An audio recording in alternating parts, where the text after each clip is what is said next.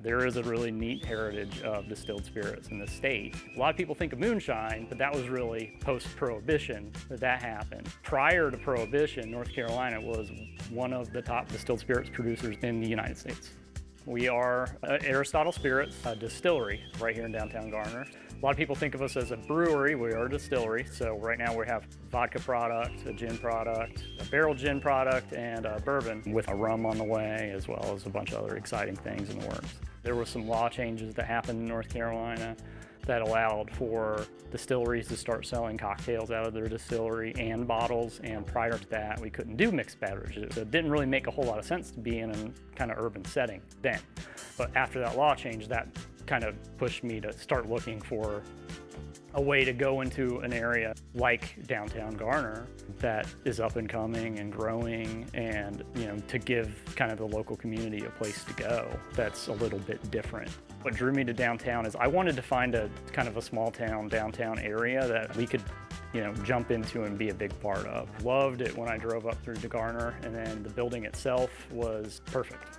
Is exactly what we needed. We needed, a building this size, nice and tall ceilings, so that we could put this still right behind me in here and fit. All the right amenities were already here as far as the building went, and the town was growing so much, the demographics were really good, and it's absurdly close to downtown Raleigh. So it allowed us a good opportunity to market and pull from Raleigh itself proper that some of the other towns in the area weren't necessarily as much of a given.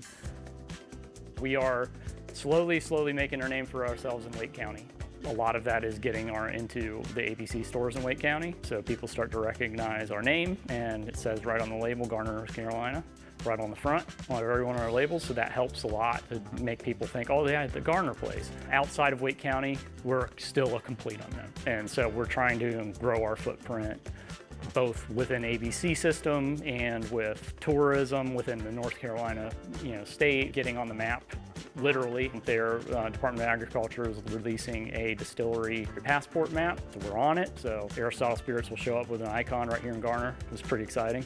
So the future, we hope, very bright. We've been around for less than a year. We've got 4 products and a 5th on the way. And that's kind of the plan for this. We want to have kind of a cool portfolio of a lot of different things. We're looking long-term to be a whiskey distillery. That's kind of our next big step, is to create a really cool single malt distillery in Garner, North Carolina, which is, to me, still crazy to think. But that's what we're trying to do.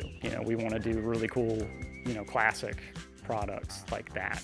Just building on this heritage in North Carolina. North Carolina distilleries were churning out bourbon, taking them to other states in this union and internationally where they could, before Kentucky was even a state.